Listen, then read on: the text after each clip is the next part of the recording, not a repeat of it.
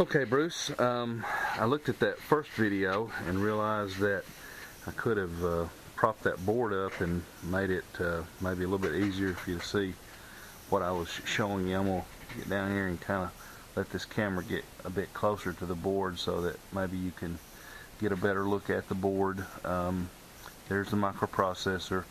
There are the transistors that handle the voltage and current going to the motor or motors. There's the current sensing resistor. There's the blue LED that indicates that the current sensing circuit has tripped and cut power to the motors. And there are the three jumpers: the reversing jumper, the jumper that indicates the presence of gear doors, and the jumper that tells the unit whether the doors are supposed to close once the retracts have been lowered, or once the gear have been lowered.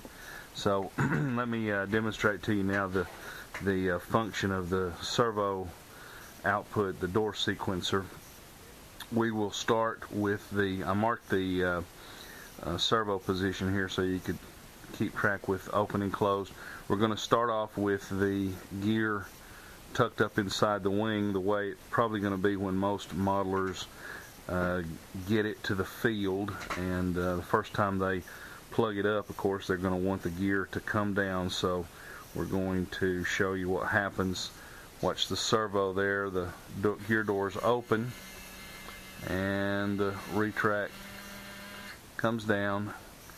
The blue LED indicates that it has cut power to the retract, and now we're going to give it the gear up command. I'm sorry, I had the switch in the gear up position to begin with to simulate what would happen if a modeler were to turn the plane on without thinking to check.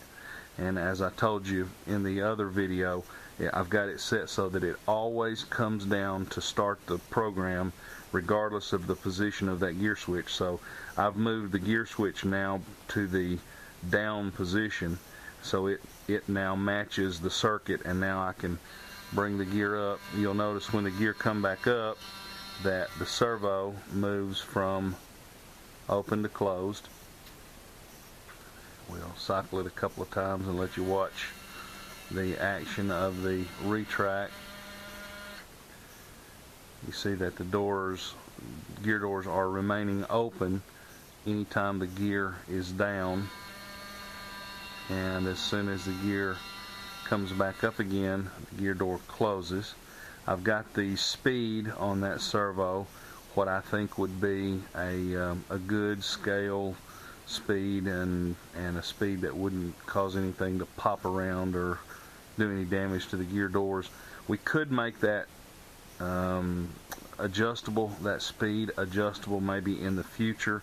If we do, we're probably going to have to go with a microprocessor that has more input output pins on it, so that I've got more options.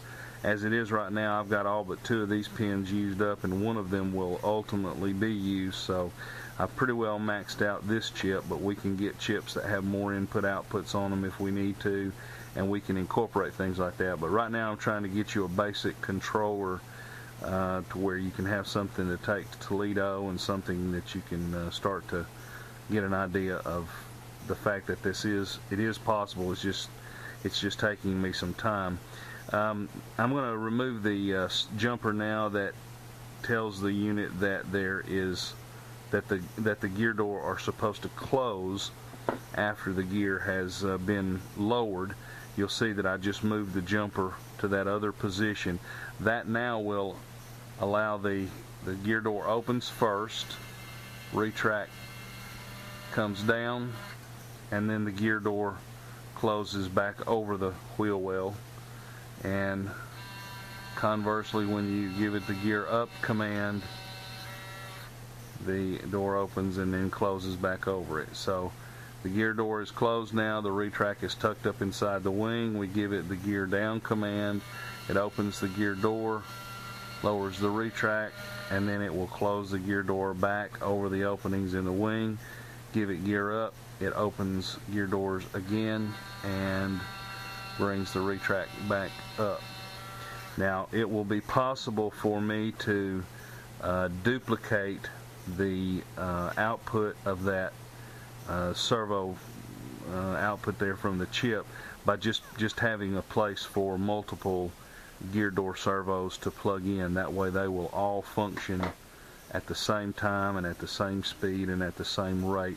I just have the one on this board just for testing purposes, because I'm really that part's easy and that part's done. It's the function of the motor that I'm really concerned with right now.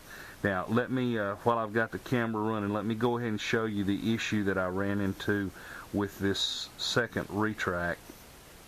I don't know why, I don't know how to explain it to you other than just it must be a manufacturing, I don't know that you could call it a defect, but as you can probably see on the board here, I have two connectors here for retracts, and my thought was, as I said in the first video, that we could have one of the retracts and the nose wheel or tail wheel working on one circuit and then have the second retract on a time delay.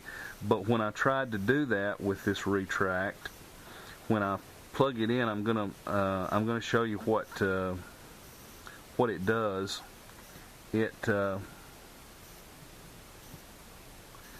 functions in the opposite direction.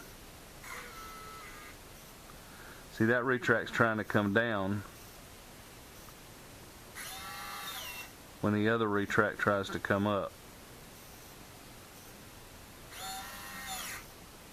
Now, in case you're wondering, I don't know if I'm hoping you can see this, but there is a red terminal on the motor that the red wire is connected to, and the same is true over here. The polarity on the motors are correct. The polarity on the extensions are correct, and the polarity on the board is the same, and it doesn't matter. I can swap them back and forth here just in case you might be wondering, but it functions the same way, and there's just no two ways about it. Those motors are turning in opposite directions. When this motor turns clockwise, that one turns counterclockwise, even though the polarity on them is the same. I don't know if that turns out to be something that you can't do anything about there in your shop. What we could do is to use a 4-pin header instead of a 3-pin. Now, in case you're wondering, I used a 3-pin header instead of a 2-pin. I could have just used 2 pins because we're only sending a positive and negative to these motors. We're not using this signal wire, but the 3-pin jack and plug stay connected better, and it gives you the opportunity to put a slot in the board so that in the cover or whatever, so that its polarity is indicated. It gives you a way of indexing it. We could put a 4-pin jumper there so that the modeler could turn this thing around, and what that does is that reverses the polarity going to the motor, which now you'll see that they're both going to be running in the same direction. This one runs slower, and I've got the threshold so that when this one times out, or when this one, not times out, that was the wrong word, when this one comes to the end of its run and the current cuts in, it cuts this one off. Matter of fact, either one of them that stalls out will cut the unit off. You'll see that one cut out before that one was all the way down. That's no big deal. I can change the setting on the current threshold to allow them both to run until they stall out.